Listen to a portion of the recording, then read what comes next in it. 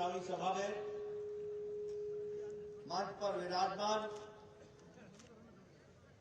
हमारे यहां से बहुत ही लोकप्रिय सांसद सम्मानीय सुबेदानंद सरस्वती जी, हमारे बहुत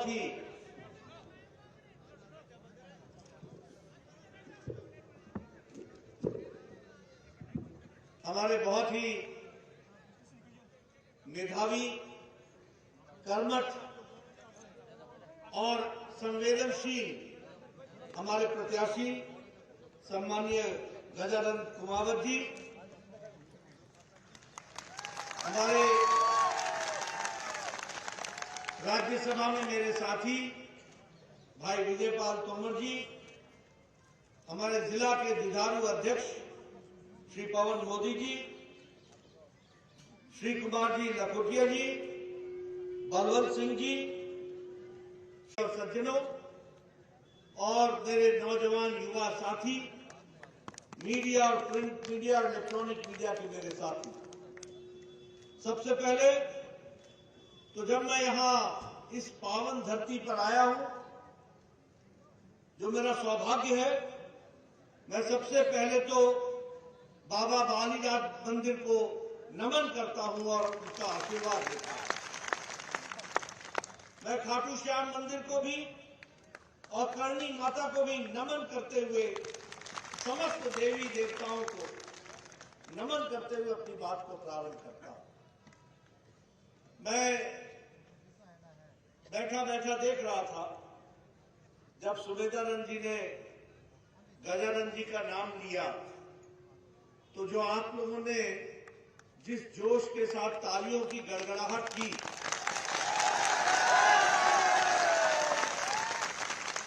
वह राजनीति में बता देता है कि इस ताली की गर्मी में कितनी ताकत है।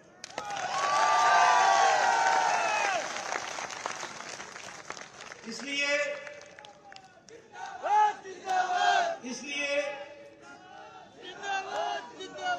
आप लोगों ने गजानंद जी को 25 तारीख को कमल के बटन पर दबाकर आपने इन्हें जयपुर भेजने का निर्णय ले लिया है।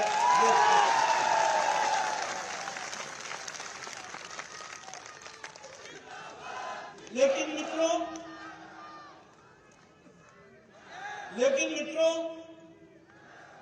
ये सिर्फ गजानंद जी को जयपुर भेजने का ही मकसद नहीं है। हमारा मकसद गजानंद जी के माध्यम से राजस्थान के आने वाले 5 साल में तकदीर और तस्वीर को बदलने का हमारा निश्चय है। और ये जरूरी क्यों है? ये जरूरी इसलिए है कि अशोक गहलोत की सरकार ने पिछले 5 साल में राजस्थान, जो पगड़ियों के लिए अपना सर्वस्व लुटाने वाला राजस्थान,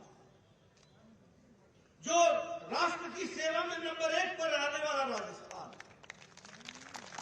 जो राजस्थान योद्धाओं का राजस्थान, जो राजस्थान देशभक्तों का राजस्थान, जो राजस्थान संतों का राजस्थान, जो राजस्थान समाज के परिवर्तन लाने में अग्रगणी भूमिका अदा करने वाला राजस्थान, उसको पिछले 5 साल में अशोक गहलोत की सरकार ने ग्रहण लगा दिया। ग्रहण बताइए, ग्रहण लगाया कि नहीं लगाया? और ग्रहण हटाने का समय कौन सा है मालूम है आपको?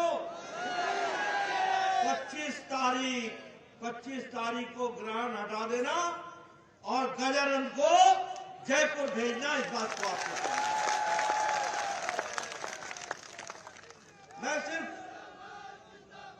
मैं सिर्फ ग्रहण लगाने की बात नहीं कहता। मैं सिर्फ ग्रहण लगाने की बात नहीं कहता। मैं जब ग्रहण लगाने की बात बोलता हूं तो एक बात और बताता हूं। जहां कांग्रेस होगी वहां भ्रष्टाचार होगा, जहां कांग्रेस होगी वहां घपलेबाजी होगी, जहां कांग्रेस होगी वहां महिलाओं पर अत्याचार होगा, जहां कांग्रेस होगी वहां व्यभिचार होगा, जहां कांग्रेस होगी वहां लूट होगा, जहां कांग्रेस होगी वहां घोटाला होगा, और जहां भारतीय जनता पार्टी होगी वहां विकास होगा। विकास जहां भारतीय जनता पार्टी होगी वहां तरक्की होगी, जहां भारतीय जनता पार्टी होगी वहां महिला सम्मान होगा, जहां भारतीय जनता पार्टी होगी वहां महिलाओं को स्वावलंबन की ओर ले जाने का रास्ता होगा, और जहां भारतीय जनता पार्टी होगी वहां युवाओं को उनकी आकांक्षाओं को पूरा करने का रास्ता होगा, और जहां भारतीय जनता पार्टी होगी वहां किसान सशक्त होगा। अब आप बताओ, आपने कांग्रेस के जमाने में सुना कि नहीं सुना कि उन्होंने पनडुब्बी का घोटाला किया कि नहीं किया? आप बताओ, उन्होंने हेलीकॉप्टर का घोटाला किया कि नहीं किया? आप बताओ, उन्होंने 2G का घोटाला किया कि नहीं किया? आप बताओ, उन्होंने कोयला का घोटाला किया कि नहीं किया? आप बताओ, उन्होंने चावल का घोटाला किया कि नहीं किया?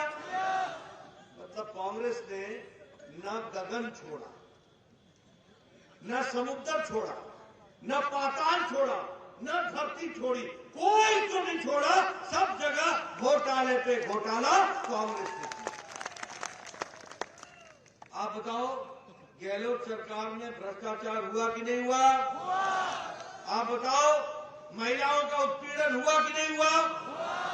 आप बताओ, किसानों को धोखा मिला कि नहीं मिला? आप बताओ, युवाओं को साथ धोखा करके पेपर लीक किया कि नहीं किया? आप बताओ, धार्मिक तुष्टीकरण का काम इस गहलोत सरकार ने किया कि नहीं किया? मित्रों, जब मैं भ्रष्टाचार की बात बोलता हूं तो गहलोत सरकार ने तो वृद्धा पेंशन में भी घोटाला कर दिया। वृद्धा पेंशन मतलब वृद्धों को भी नहीं छोड़ा, और घोटाला किया 450 करोड़ रुपए का। इसका भाई, अशोक गहलोत का भाई, किसानों की सब्सिडी वाले फर्टिलाइजर को एक्सपोर्ट कर दिया उसको। बोलो, घोटाला किया कि नहीं किया? आप बताओ, अशोक गहलोत के रिश्तेदारों ने पिछले 5 साल में 11,000 करोड़ रुपए का ठेका उठाया कि नहीं उठाया? अब तुमने 25 तारीख को इनको रोक लेना और 25 तारीख को इनको छुट्टी करने का इंतजाम दे देना। मित्रों, यहां मेरी बहनें बैठी, माताएं बैठी, आज दुख के साथ कहना, जो राजस्थान संस्कारों के लिए जाना जाता है, जो राजस्थान शांति के लिए जाना जाता है, आज वहां बलात्कार में राजस्थान नंबर 1 पर, नेशनल क्राइम रिकॉर्ड ब्यूरो में राजस्थान नंबर 1 पर। अभी अभी दौसा की घटना घटी, एक पुलिसकर्मी ने 4 साल की बच्ची के साथ बलात्कार। क्या घटना सुनने को मिलती है? महिलाओं के साथ बलात्कार करके भट्टी में डालना, महिलाओं के ऊपर तेजाब फेंकना। बोलो, ऐसा राजस्थान देखना चाहते हो क्या? अगर नहीं देखना चाहते हो तो गहलोत को घर बचाने का इंतजाम करो, इसकी चिंता करो। इसका आप चूरू की घटना भूल गए क्या? आप प्रतापगढ़ की घटना भूल गए क्या? आप अलवर की घटना भूल गए क्या? आप बाड़मेर की घटना भूल गए क्या? आप भीलवाड़ा की घटना भूल गए क्या?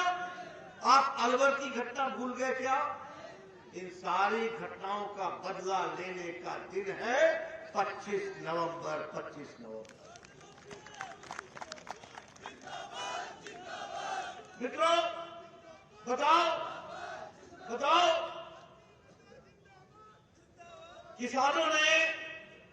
किसानों को अशोक गहलोत ने वायदा किया था कि नहीं किया था कि हम कर्जा माफी करेंगे? किया था कि नहीं किया था? किया था कि नहीं किया था? और एक नेता आए, बोले 1 2 3 4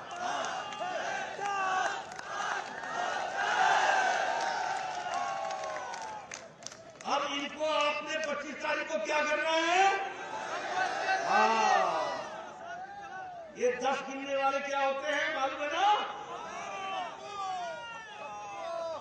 आज 19,400 किसानों की भूमि कुर्क हो गई। 19,400 किसान। इनसे बदला लेना है कि नहीं लेना है? लेने का तरीका एक ही है, और वो है कि आप इनको घर बैठाइए और गजानंद को जयपुर भेजिए। इसकी आपको मित्रों, धार्मिक उन्माद की बात करें। कभी सोचा था कि राजस्थान की धरती पर ये नारे लगेंगे, सब तन से जुदा, सब तन से जुदा? कन्हैया लाल की घटना भूल गए क्या? याद है ना? ये कैसा प्रदेश हो गया?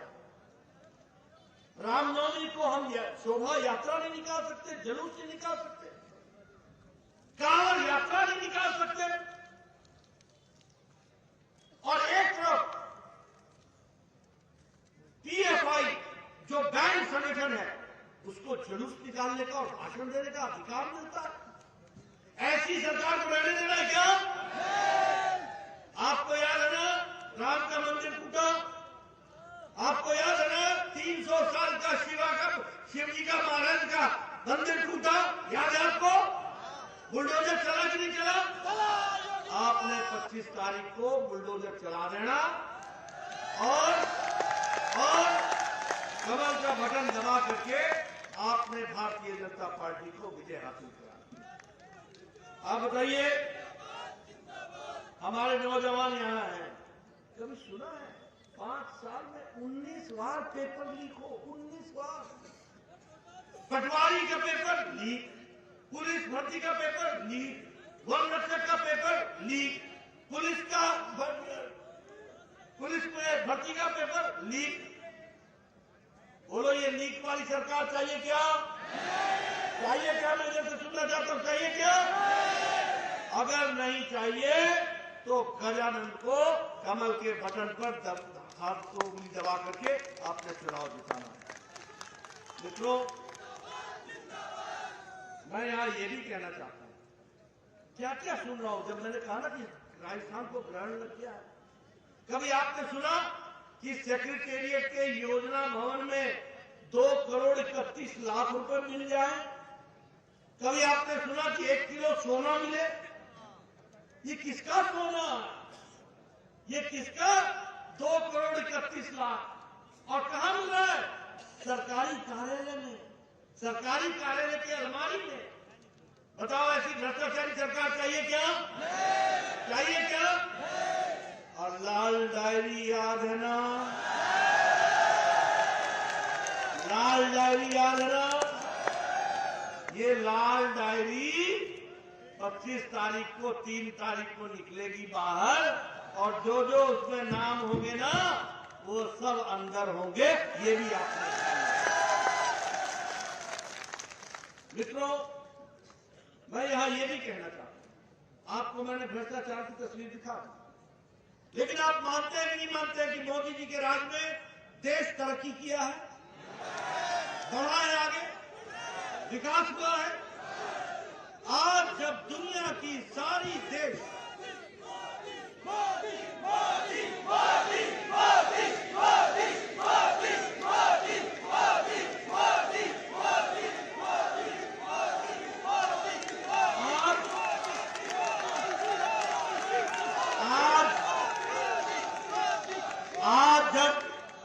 दुनिया के हर एक देश कोरोना की मार के बाद और यूक्रेन के युद्ध के बाद सभी देशों की आर्थिक व्यवस्था लड़खड़ा गई।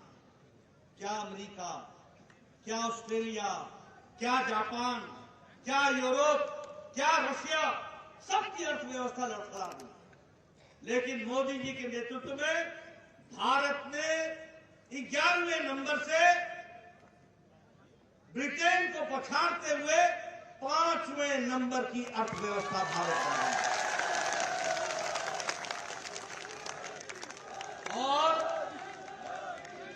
और अभी आपने गजानंद को जिताना है, अगले साल 24 में फिर से मोदी लाना है, और मोदी जी को फिर से प्रधानमंत्री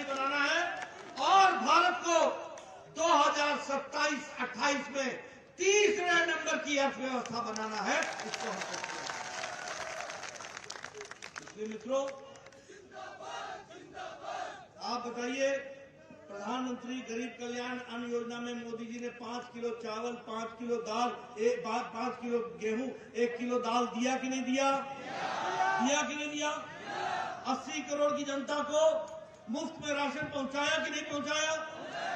इसका फर्क ये पड़ा कि आज भारत में इंटरनेशनल मॉनिटरी फंड बोलता है कि 13.5 करोड़ लोग भारत के गरीबी की रेखा से ऊपर आ गए हैं। ये भारत के बारे में इस बात में हम नंबर 2 पर खड़े हैं। ऑटोमोबाइल मार्केट में हम नंबर 3 पर खड़े हैं। इस दिवाली में 11 लाख से ज्यादा गाड़ियां खरीदी गई हैं और 55 लाख से ज्यादा मोटरसाइकिल खरीदे गए। ये है आर्थिक विकास, जिसको हमको समझना होगा। आज से 9 साल पहले आपके हाथ में जो मोबाइल होता था, उस पर लिखा होता था मेड इन चाइना। आज जो आपके हाथ में मोबाइल है, उस पर लिखा है मेड इन इंडिया। ये है फर्क। और बताइए, राजस्थान को भारतमाला प्रोजेक्ट में 44,000 करोड़ रुपए की दे करके एक्सप्रेस वे बनाने का काम चल रहा है कि नहीं चल रहा है? दिल्ली से मुंबई तक और दौसा से होते हुए जाने का वो बन रहा है कि नहीं बन रहा है? उसका लोकार्पण भी किया प्रधानमंत्री जी ने किया ना? आप बताइए, सीकर को नया मेडिकल कॉलेज मिला ना? आप बताइए, सीकर को नई यूनिवर्सिटी मिली ना? ये सब आपको मोदी जी के प्रधानमंत्री काल में मिला। और मैं अब आपको बताता हूं, वंदे अमृत भारत में जो 300 से ज्यादा रेलवे स्टेशन अच्छे बन रहे हैं, उसमें से सीकर का रेलवे स्टेशन भी है। और 2 साल में आपको, जब आप जाओगे और रेलवे स्टेशन को देखोगे, तो आपको पता ही नहीं लगेगा कि ये रेलवे स्टेशन है या एयरपोर्ट है। ऐसा वर्ल्ड क्लास का रेलवे स्टेशन है। 9 साल पहले 14 ट्रेनें आती थी, आज 49 ट्रेनें आती हैं। 9 साल पहले नैरो गेज था, ठीक बोल रहा हूं मैं सुरेंद्र जी? मीटर गेज था, आज वो ब्रॉड गेज हो गया।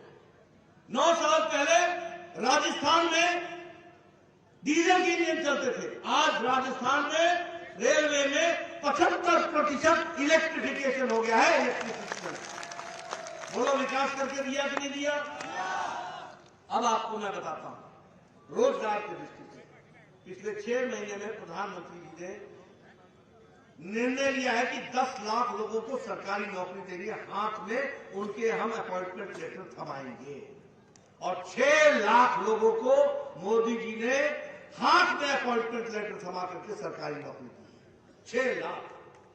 और अब मैं बताना चाहता हूं कि आप भारतीय जनता पार्टी की सरकार लाएंगे, 2.5 लाख लोगों को, नौजवानों को 5 साल में हम नौकरी देंगे। ये भी हम आपको विश्वास दिलाते हैं।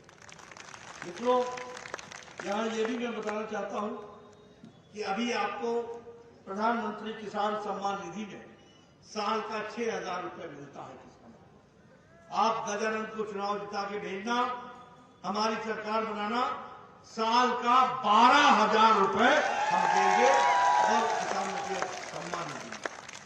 हम गेहूं की खरीद एमएसपी के ऊपर 2,700 प्रति क्विंटल हम अदायगी करेंगे।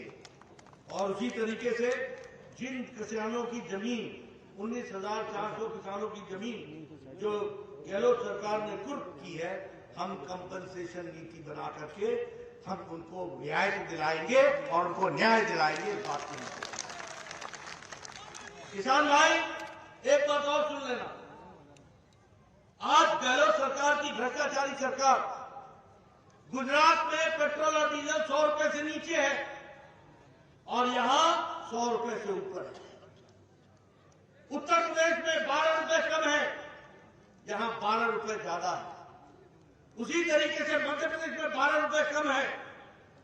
यानी किसानों के साथ भी डीजल में धोखा हो रहा है। मैं आपको विश्वास करता हूं, सबसे महंगा पेट्रोल है तो राजस्थान में, सबसे महंगी में बिक रहा है डीजल तो राजस्थान में।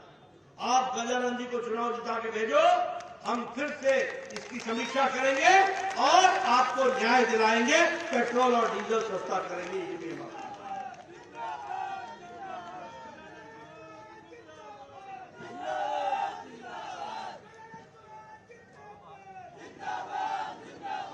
एक बात और बताना चाहता हूं, हमारी माताएं बैठी हैं, हमारी बच्ची जब अब हमारी सरकार आएगी उसके बाद जो भी बच्ची पैदा होगी गरीब परिवार में, उनको हम 2 लाख रुपए का उसके नाम पर हम बॉन्ड भरेंगे। और जब बच्ची 6वीं में पहुंच जाएगी तो उसको 6,000 रुपए साल का देंगे। जब वो 8वीं में पहुंचेगी तो 8,000 रुपए उसको साल का देंगे। जब वो 10वीं में पहुंच जाएगी तो उसको 12,000 रुपए साल का देंगे। और जब वो कॉलेज में जाएगी तो उसको 50,000 रुपए देंगे। और जब वो 21 साल की हो जाएगी तो उसको 1 लाख रुपए उसके नाम पर जमा कराएंगे। और ये पढ़ने वाली बच्चियां जो मेरिटोरियस होंगी उनको हम मुफ्त में स्कूटी भी देंगे ताकि वो कॉलेज जा सके, पढ़ सके और आगे बढ़े। और जो गरीब बच्चे होंगे, आर्थिक दृष्टि से किसी भी जाति के होंगे, उनको 1,200 रुपए साल का देंगे ताकि वो अपने यूनिफॉर्म खरीद सके और पुस्तक और पुस्तिका खरीद सके। इसकी हम व्यवस्था करेंगे। और इसके साथ साथ बहनों के लिए प्रति सिलेंडर पर 450 रुपए की सब्सिडी दी जाएगी गैस के सिलेंडर पर। इसको हम मित्रों, जहां तक न्याय का सवाल है, जिन लोगों ने भी भ्रष्टाचार किया है, वो माइनिंग में किया हो, वो फर्टिलाइजर में किया हो, वो मिड डे मील में किया हो, वो वृद्धा पेंशन में घोटाला किया हो, जिन लोगों ने भी घोटाला किया है, पेपर लीक का घोटाला हुआ हो, हम एक SIT बैठाएंगे और जो लोग इसमें जिम्मेवार हैं उनको जेल के पीछे डालेंगे। इसके लिए हम उनको भी और ये प्रधानमंत्री गरीब कल्याण अन्न योजना 5 किलो गेहूं या 5 किलो चावल, 1 किलो दाल अगले 5 साल तक आपको मुफ्त में मिलती रहेगी। इसकी व्यवस्था और हम ये भी आपको बताना चाहते हैं कि अगर भारतीय जनता पार्टी जैसा आपका आशीर्वाद मिलेगा तो हम दाता रामगढ़ में यमुना का पानी भी लेकर के आएंगे।